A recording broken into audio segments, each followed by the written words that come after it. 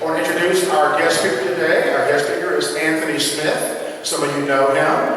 He visited us some time ago. All right. And Anthony is on staff at Fellowship. He's on staff at Fellowship Baptist Church, which is in Mainville, Ohio, up north near Mason, Lebanon, somewhere over there.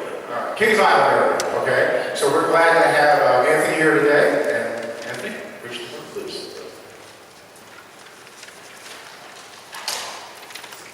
Seriously, guys, it's such a fun day, isn't it?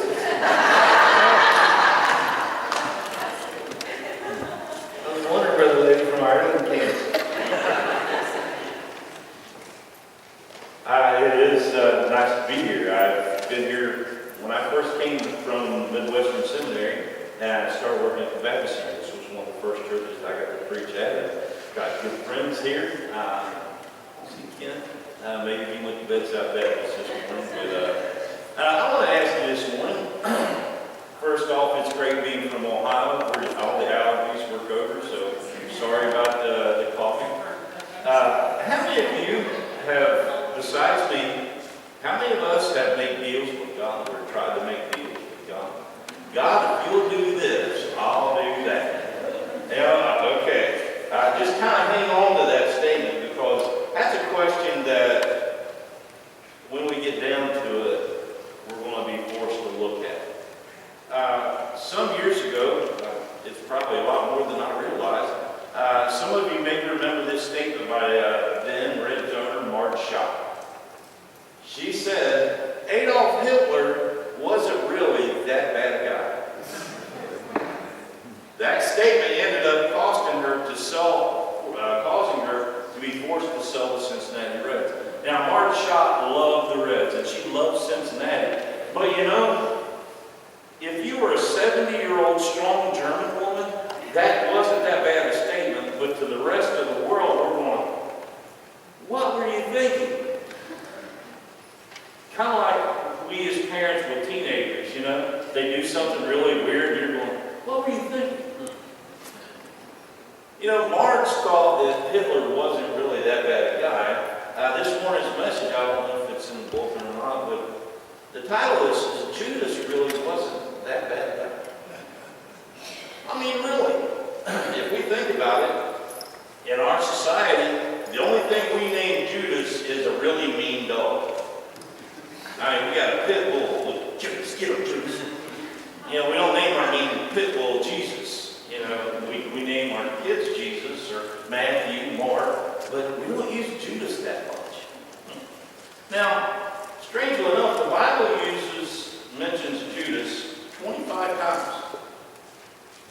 2 times in the Old Testament, not by name, of course, but by deed. Jeremiah talks about how that the Messiah would be sold for 30 pieces of silver. And then we find later on in the book of Psalms, it talks about the price of, or the lamb that the one that betrays the Messiah would be known as a potter's field. So we see that. The book of John, though, strange. The book of John mentions Judas more than anybody else. Mentions him 10 times. What is even more odd is the book of John has the highest Christology of all the other Gospels. So you've got a real high view of who Jesus is, and then you've got the most comments about the guy that would betray him the most. And isn't that unique about the specialness of the Bible, how God would take the most special person and lift him up so special, and then the rat, and talk about him more than anybody else. Now, think about this just for a little bit. Judas. This is the guy that was hand-picked by Jesus. And all 12 of them were hand-picked by Jesus. He hung out with him for over 3 years. Kind of like when you start thinking about Judas, he's a whole lot like us when it comes to our relationship with God. Because we try to make deals with God throughout our relationship with him. From the very beginning to the day that he calls us home, we try to make deals with God. God, if you'll do this, we'll come up with a bargain, then I'll do this, and we come up with a penance for it. Like, God is in the bargaining business. That's what Judas was really doing. If you think about the whole thing, that's what we do. But then again, there might be some of you here that have made that deal with God. God, if you'll do this, and He doesn't. God doesn't buy into the deal that we want. You say, heck, will you go? If you ain't going to do what I want, then I ain't going to do what you want. Then we start acting like kids wanting puppies. Now, I don't know about you guys, but I remember when my boys were young. Come on, Dad, I want a puppy. We love Irish Welsh Corgis. All right? If you don't know what they are, they're the coolest dogs in the world. They look like a collie that went through the dryer and shrunk. The Queen of England has 2 of them. They're beautiful dogs, and Kenny and Cliff would just, Dad, come on, we'll take care of him. We'll take him out. We'll clean up after him. We'll feed him. We'll water him. And we ended up getting one. His name was Charles Haddon Spurgeon. That was his actual name on the paperwork. You know, they would do a great job with petting Charlie, and they would love on him, but you know, Charlie, you know, when I do a 2 down, all right, you couldn't have found them boys with a search warrant when it comes time to clean up the. And there we were cleaning up the all the time. See, that's the way we are with God too. Oh God, will you please? Like He's going to really give in to what you want. Because most of the time, what we want and what God desires for us are worlds apart. God wants the absolute best for us. He wants to give us steak. We want down here with Kentucky round steak. We want bologna. And God's going to give us steak. And that's where Judas was at. You know, to better understand Judas, now I'm going to get on Judas a little bit and just kind of give you a little better understanding about it. Judas really didn't betray Jesus for money. Y'all know that, right? Now, we're going to go into theology here and just kind of hang on with me a little bit. He didn't betray Jesus for money. But I think what he wanted, he was trying to force Jesus' hand.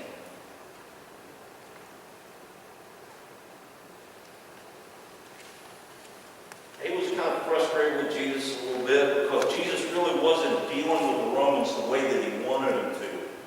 And Judas was just sick and tired of those Romans. You know, those Romans. They've been running around. They've been taking our taxes, overtaxing us, making us do stuff we don't want to do, building roads, doing all this other stuff. Oh, he hated those Romans. And he just thought for sure that if he forced Jesus' hand, he'd get rid of those Romans.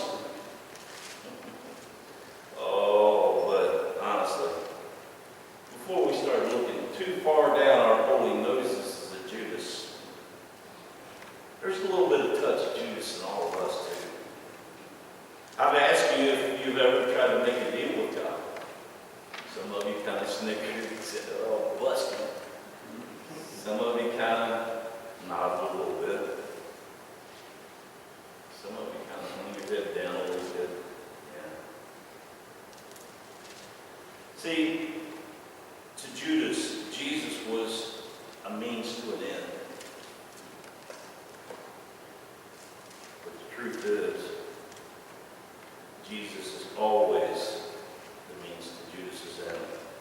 Now, before we get too hard on Judas, let's look at the disciples. If you want to put your finger at Matthew 26,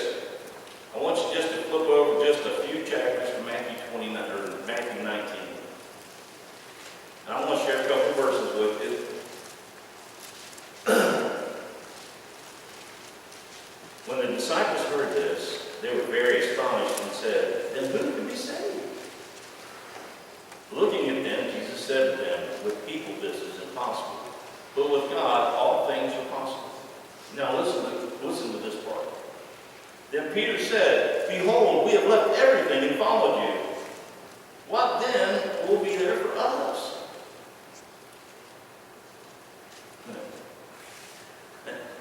See, we're coming right at the end. That story there, that little passage is right at the end of the rich ruler, or the rich young ruler, if you want to say it incorrectly.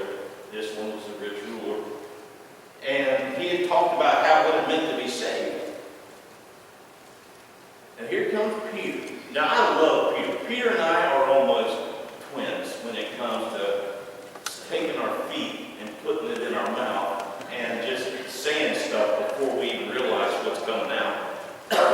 Peter said, see, we've left everything for you, Jesus.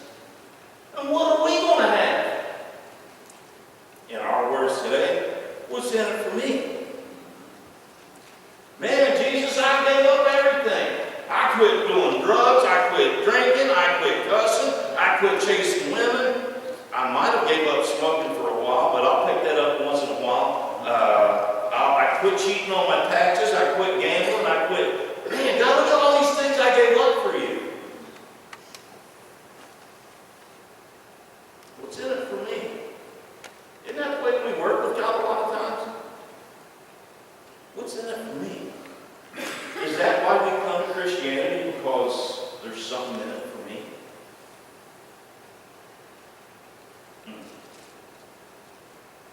Jesus is always the means to the end. Even at the end of Jesus' life, they all walked away. But at the end of their lives,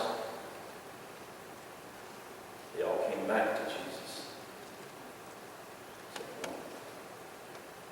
One. Now, Judas, to be a little bit fair to Judas, I want you to kind of get a little bit more about Judas himself. See, Judas's idea of Messiah was a whole lot like the Old Testament view of Messiah. When Messiah would come, he was going to come as a military leader. He was going to take over. He was going to stomp the crud out of those Romans. He was going to get rid of them. We were going to be the top cat. But Judas's problem was having some problems with Jesus' type of Messiah, because he had hung out with Jesus for 3 years. He saw him raise the dead, heal the blind, got the mute to speak. Man, got rid of the demons. Jesus was on it. Whenever Jesus needed money, he didn't beg from nobody. He just said, hey, Pete, go down and catch a fish. Y'all do know that Peter went to the ocean, pulled out a fish, and pulled out a coin, right? Work with me here, folks. This ain't a Presbyterian church now. You can laugh, you can say amen once in a while.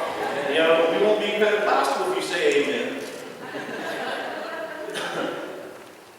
But see, the problem was Jesus didn't hate the Romans. And Judas couldn't make that work with his Messiah, his vision of Messiah. Jesus always had a running battle with the Pharisees and the religious leaders. And Judas really couldn't make that fit with his view of Messiah. Jesus was even sometimes passive. He's kind of a chicken, is what we would say. And that Jesus, he would never save money. You believe that? Jesus would never save money. He'd feed the poor as it was going along. There's 5,000 people show up. They got a couple denarii, and Jesus would feed them all. I mean, holy smokes, 12,000 people. Jesus, come on, man. How are we going to feed all these people? Y'all do it. Dude, how am I supposed to feed 12,000 people? Bring it to me, man. Let me show you.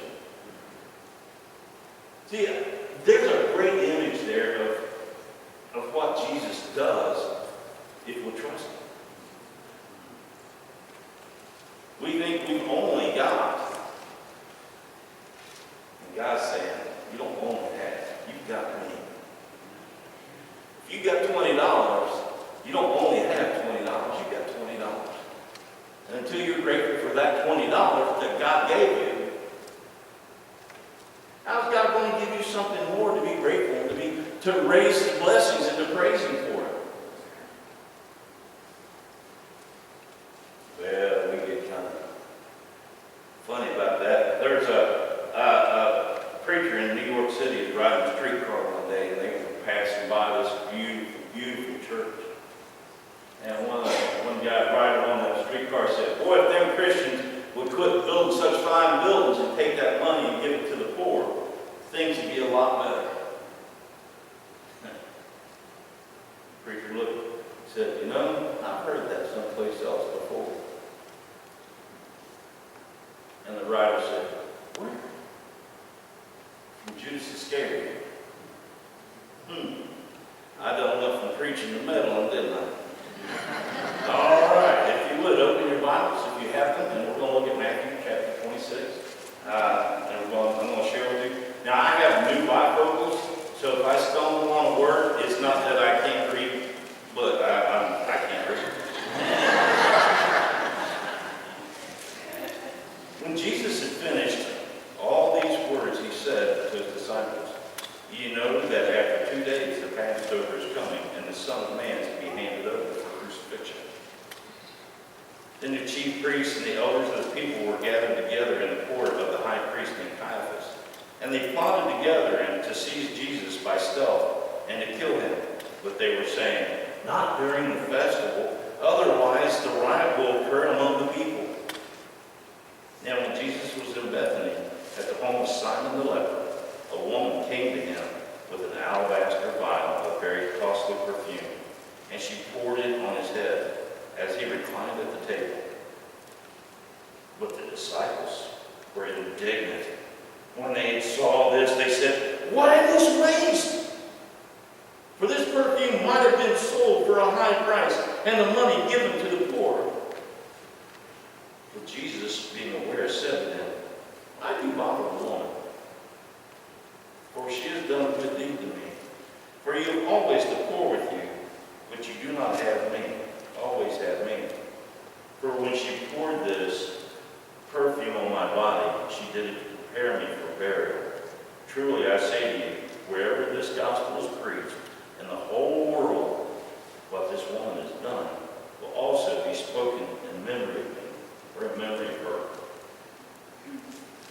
Man, I want you to just give an idea of this. If you look at the book of John says that this perfume was about a year's worth of wages. Now, when I say median, it means you take the highest and the lowest, and you come in the middle, you take them in the middle. The median wage in the United States right now is about $50,000. So let's not get too extravagant with this perfume. So let's cut it down in half. $25,000 for a bottle of perfume.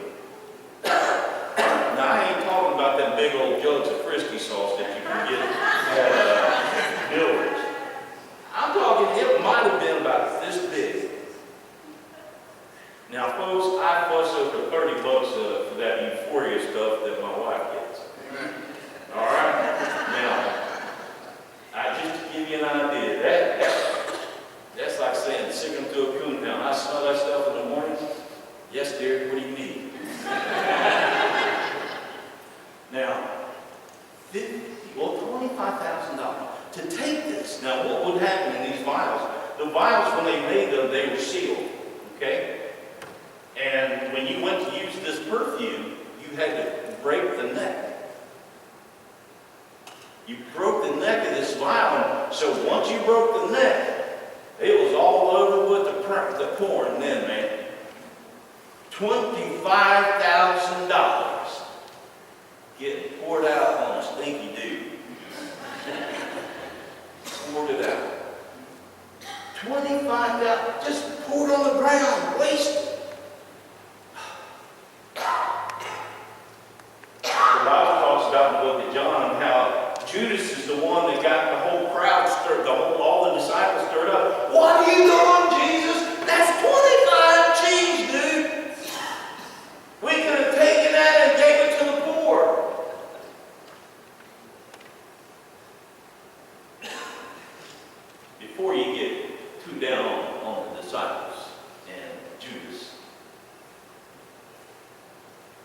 Most churches, when we get donations from our members, y'all got a nice piano here, by the way. Really like it. Nice. Most time when we bring a piano to the church, it's after we've had it in our house for about 15 years. We're tired of it. We don't play it anymore, so we put it out in the garage. We bang around in our car with it for about another 5 or 6 years. And then we say, oh, I know what we'll do. We'll give it to the church. Or, you know, we've got to have new carpet. So what we do is we say, well, let's give this old carpet to the church. Yeah, I've been going from preaching to meddling again, didn't I? What's wrong with keeping that carpet in your house another 5 more years and let the church have some new carpet? Why not let the church have the very best? Because what we bring to God, if we really trust God that who He is, He's going to take what we give to Him and He's going to multiply, because that's His job. That's His promise to us, that what we bring to Him, He's going to give and He's going to multiply and to use for His kingdom. But yet we hoard our stuff, kind of like Bella. Oh my gracious. Oh my gracious. And it comes time to give to God, and we sit there and we hoard. And like, God, I know that I trust you with my soul book, my checkbook. Not so much. Because, you know, I got to eat. And I can look, y'all ain't like me either. We're kind of fluffy. We can miss a meal. But you don't trust God. And that was Judas' issue. He didn't really buy into this God thing. He's a fan. We talked about it in Sunday morning Bible study. And there's a great book out there called, the author's first name's Kyle Idleman or something like that. The name of the book is Not a Fan. If you haven't read it, take time to read it. It's not a very big book. But you know, God doesn't need fans. You know, when the Bengals were winning 13 games a season, man, we were all wearing black and orange. Now they're winning 3 games a season. They can't even give tickets away, people. That's what fans do. Honestly, that's what fans do. When things get down, fans aren't bought in. They're gone. But if you're bought into an idea, no matter how bad things get, you're there. You're the first one there. You're all a part of it. You're willing to give everything because you believe in that program, that idea. Are you a fan this morning? Are you really a fan of Jesus Christ? I don't care if you're a member of Mount Healthy Baptist Church. That don't get you into heaven.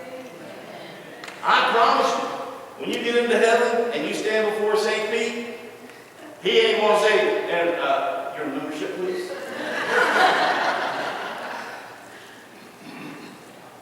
Oh, you've been baptized. Well, that certainly gets you into heaven. I'm sorry that I questioned you. As some of you that have been under my pastor, you've heard this. I don't care, and Jesus don't care if you've been baptized till every frog in the Ohio River knows you by first name. That don't get you into heaven. What gets you into heaven is totally buying into the person of Jesus Christ. You can be a Judas, hang out with all the Jesus people, come in on Sunday morning. Y'all messing me up, man. I just bought a brand new suit, and I was going to pimp it this morning. I was going to And Harry, I told Harry, I said, y'all have a suit on and everything, I'll be ready. And he goes, suit? Now, have you ever said something, then somebody replied, and their reply really said you said something stupid? And he said, if you wear a suit, you'll be the only one there with a suit. I looked around this morning, and he was about right. When you think about this, really what the disciples were saying, we're going to die. Well, what about me? Hold on, Jesus. I gave up everything for you. I've left my family, my friends,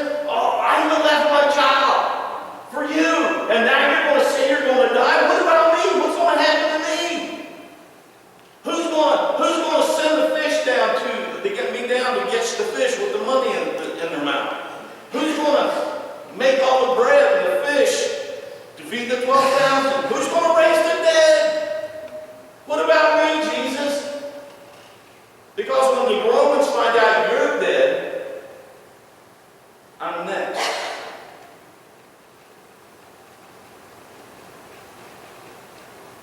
Do you want to be next? Are you willing to be next? That if it comes down to your life, yes, Jesus, I'll give you everything.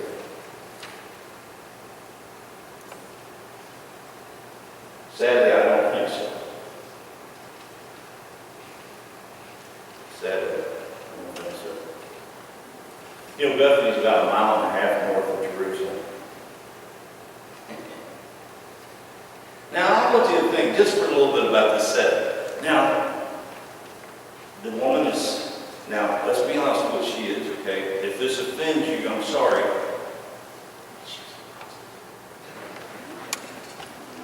In our language, she's a hooker. I'm sorry, I don't mean to offend you. And she's touching Jesus.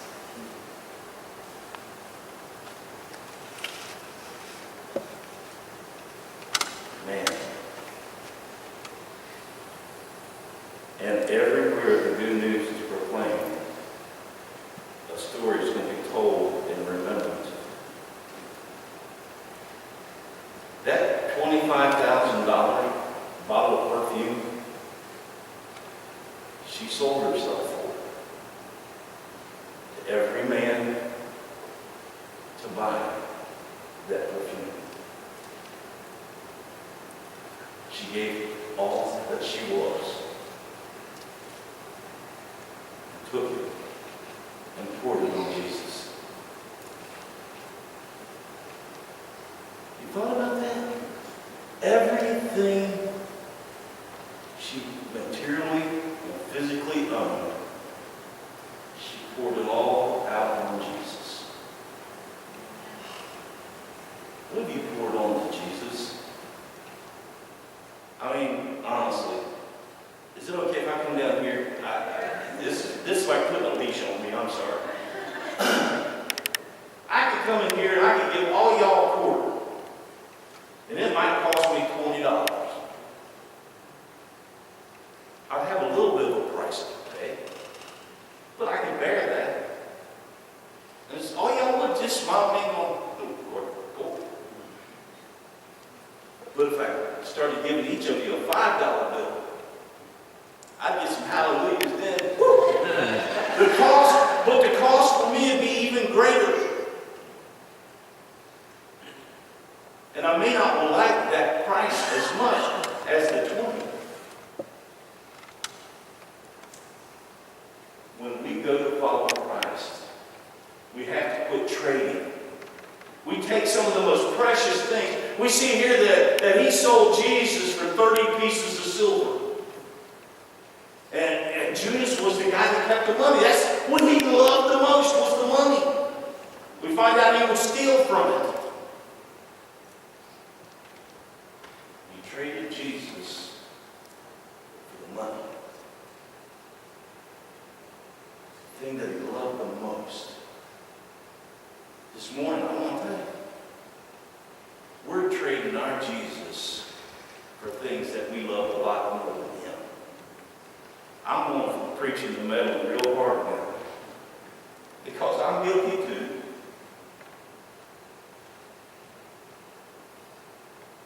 We have the most precious thing that has ever been. The Son of God himself, the Lord Jesus Christ. And every morning we get up, we have this wonderful deal to give you everything and nothing.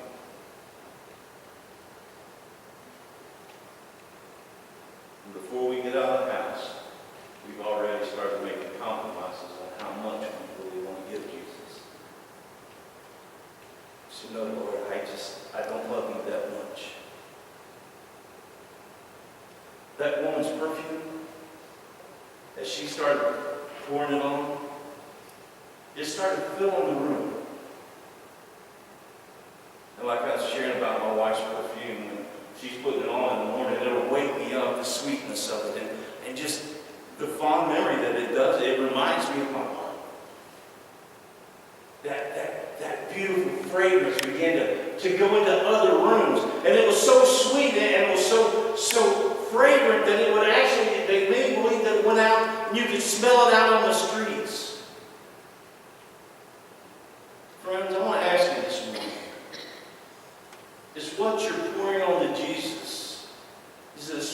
fragrance that all around can smell and say, oh, there's the fragrance of Christ.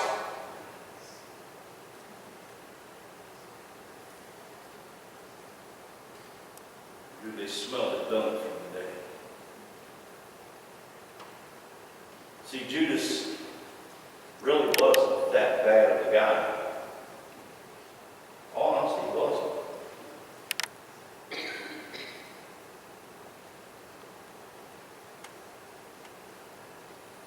He was you and me.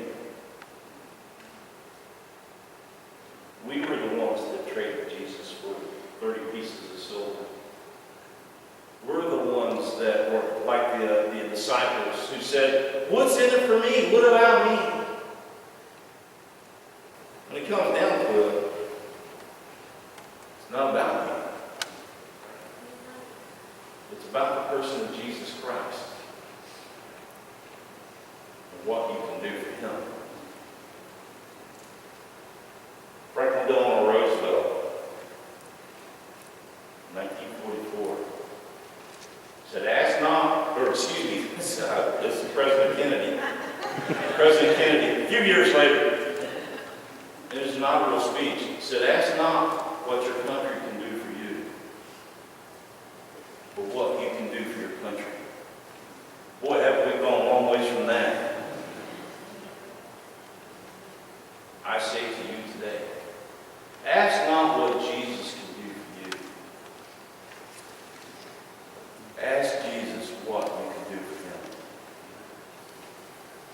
This morning, if you're here and you've never publicly professed Christ as your Savior, there'll be deacons here. They're anxiously awaiting your arrival. They want to tell you about this person called Jesus. Maybe you're here this morning and you were that person making a deal with God. You didn't get the deal you wanted. Maybe you've been far away from him for a long time. Let today be the day to come and make it right with him. Maybe you've got animosity between you and another. As soon as the service is over, go make it right. Whatever you do for the sake of Christ. You join me in prayers and musicians come forward. Father, I thank you so much for the truth that you've shared with us. And Lord, all God, I pray that our actions would come before you as a sweet Savior. That those of this world would know that we're Christians not by our cheap talk, but by our actions. Lord, I thank you for this in Christ's name.